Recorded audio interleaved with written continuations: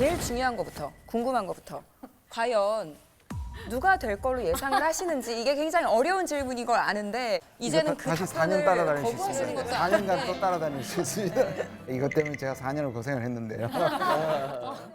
전문가는 사실상 점수를 하는 분들하고는 다르죠. 그렇지. 그러니까 여러 가지 요소들을 동원했는데 틀리더라도 저는 다시 그 자리 가더라도 그렇게밖에 저는 예측할 수 없다고 생각을 합니다. 왜냐하면 그런 객관적인 증거들을 모으는 거니까.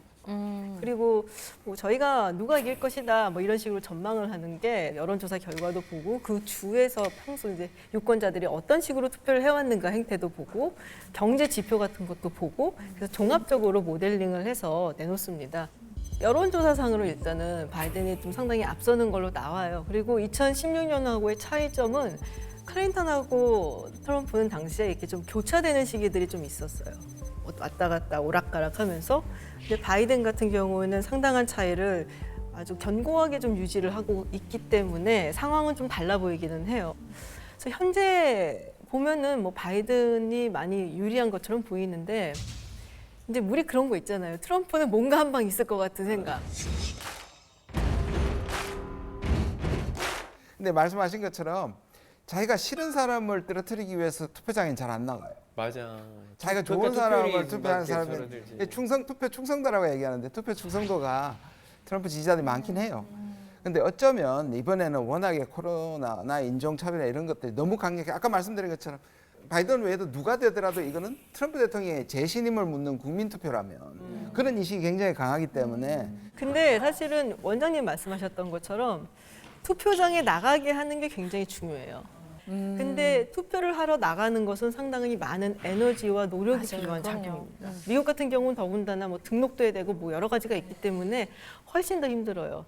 그래서 열정을 많이 가진 더 절실한 유권자들이 사실은 승자를 만드는 건데 이번에 보면은 굉장히 흥미로운 게 민주당 지지자들한테 물어봤을 때 바이든을 지지하느냐 하면 그 열정이 뭐 별로예요.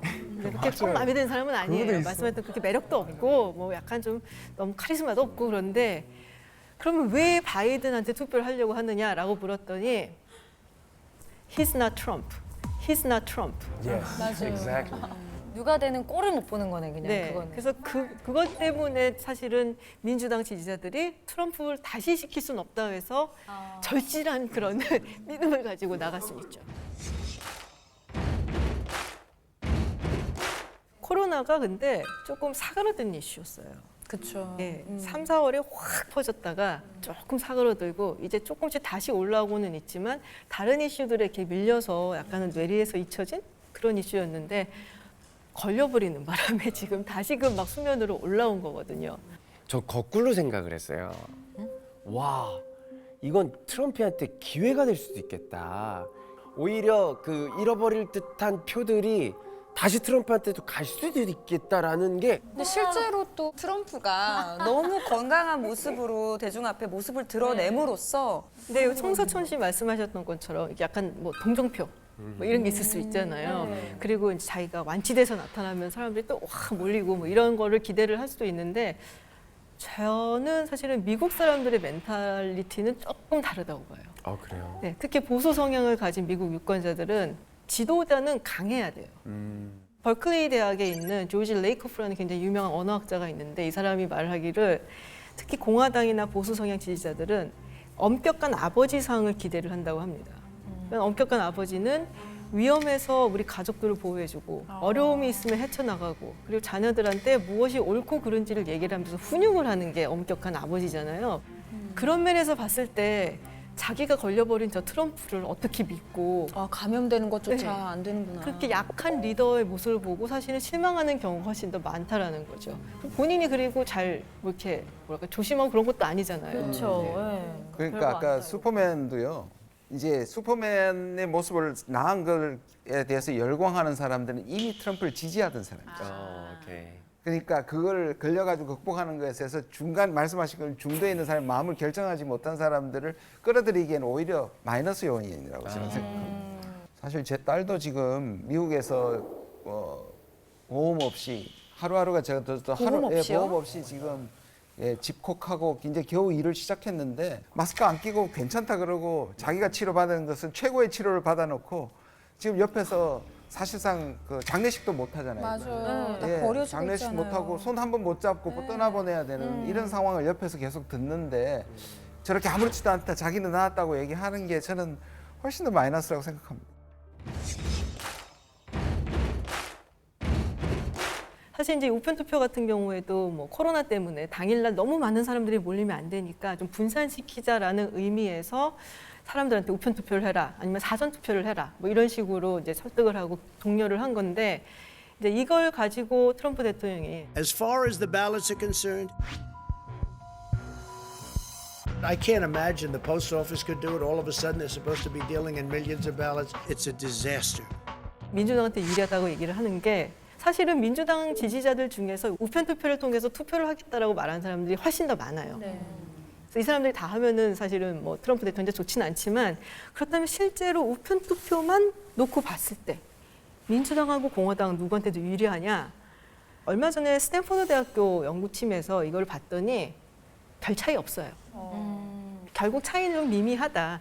하지만 결과가 만약에 우편 투표로 인해서 뭐 뒤집힌다든지 아니면 그걸로 인해서 자기가 진다든지 했을 때 트럼프 대통령이 불복할 것 같은 뉘앙스를 자꾸 풍기니까 그러니까요. 본인이 질 가능성에 대비해서 당을 최대한 안 빼려고 그런 식의 말로 계속 밑밥을 깔아놓는 거죠. 그렇죠. 근데 그 문제도 아마 얘기가 있을 거예요. 뭐 탈세 문제라든지 뉴욕타임스 대대적으로 보도를 했죠. 그리고 2019년에 그 마이클 콘 변호사라고 개인 변호사였던 사람이 나와서 또 증언을 했다시피 선거자금법 걸린 문제가 있어요. 근데 이거는 공소시효 한 5년 정도 될 거예요. 2016년도에 선거를 했으니까 공소시효 5년이면은 2021년까지니까 남아 있거든요. 재선이 되면은 대통령이기 때문에 형사 기소가 안 돼요. 네. 근데 재선이 안 되면은 절실한 거네요. 그렇습니다. 아니 감옥 물론 안 가려면. 나중에는 승복할 거라고 저는 개인적으로 생각을 하는데요. 그래도 쫓겨나는 모습, 피해자의 모습으로 밀려나가야지 희생양의 앞으로도 모습. 트위터 가지고 계속 영향력을 행사할 겁니다. 그래야만 자기가 살아남기 때문에 그래서 피해자, 그래서 자기를 지지하는 사람들을 콘크리트 지지자들이 또 다시 분노할 수 있도록 정말 최악의 시나리오는 어떤 시나리오가 펼쳐질 수 있을까요? 아무래도 트럼프 대통령이 평화적 정권 이양을 하지 않고요. 그다음에 투표함을 열지 않고 군이 개입하는 일은 일어나지 않을 거라고 봅니다. 왜냐하면 그런 경우도 있어요. 미국 군인들은 정말 정치에 개입하지 않는다는 게 너무 큰 자랑거리로 생각하기 때문에 최악의 시나리오니까요. 지지자들이 사실상의 내전에 가까운 그러니까 폭동 정도의 가능성도 저는 있다고 봅니다. 안 그랬으면 좋겠다. 네, 안 그랬으면 좋겠습니다. 그래서 선거에 대한 불복이 없는 것이 가장 바람직한데 불복할 경우에 그게 이제 워낙 지지자들이 열렬 지지자고 아까 우리가 계속 얘기했던 분노에 찬 지지자들이기 때문에 그냥 부정이라고 믿어버리면 그러면 그럴 가능성도 있죠.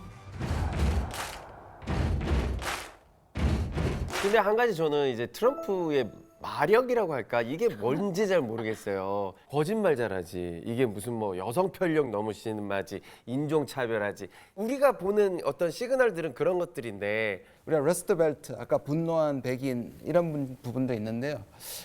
바이블 벨트라는 게 상당히 미국에서 중요합니다.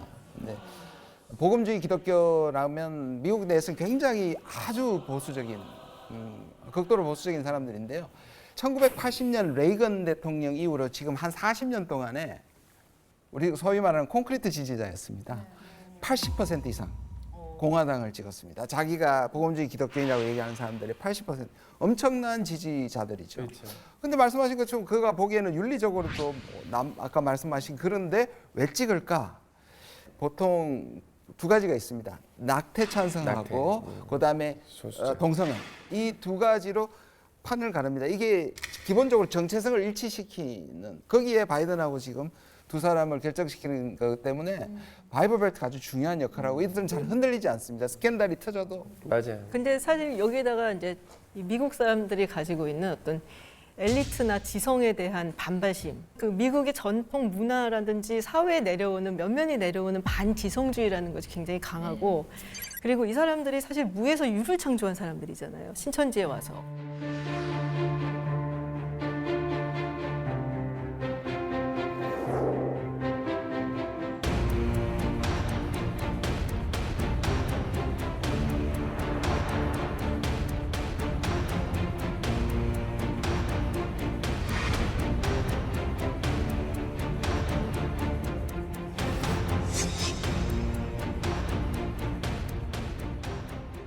그러니까 뭔가 우리가 창조해낼 수 있는 꼭 우리가 기존의 지식이나 이론이나 뭐 이런 걸 따르지 않아도 내가 믿는 게 맞고 그거에 따라서 세상이 완성이 된다고 어떤 오묘한 믿음을 가지고 있거든요.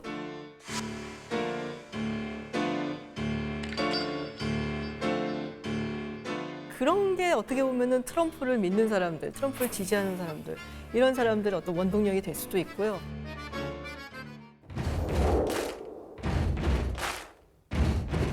최근에 그 대법관에서 그 루스 베이더 긴스버그 그분이 이제 사망하셨고 지금 새로 들어오신 분은 그 에이미 커니 베릿 그분이잖아요. 그래서 거기 영향을 많이 끼치나요? 선거에? 선거에서 만약에 아까 승복을 하지 않을 경우에 부시와 고어의 대결 2000년도. 때 예, 그때 그 플로리다에서 몇백 표 차이밖에 안 나서 재검표를 요구했고 하고 있었는데 고어가 어느 정도 정당한 이유 때문에 승복을 안 하고 있었는데 대법원에서 그때 5대 4였습니다. 5대 4에서 개봉 금지, 재검표 금지해가지고 완전히 부시 승리에 결정적인 역할을 하게 됩니다. 근데 이번에도 만약에 자기가 그날 당일은 이겼는데 우편 투표나 뒤에 들어오는 것이 뒤집어질 경우 또는 박빙이었을 때 우편 투표함을 개봉을 금지시킬 수 있습니다. 있어요. 대박. 그리고 5대 4는 좀 불안해요. 왜냐하면 승복 문제는 공화당, 민주당을 떠나서 그래요. 배신표가 나올 수 있습니다. 공화당 쪽에서도. 5대 3만 해도 우위인데도. 그렇죠. 그게 헌법적인 워낙에 중요한 얘기. 근데 6대 3이 되면 훨씬 더 안심할 수가 있죠. 그 전략도 숨어 있었다고.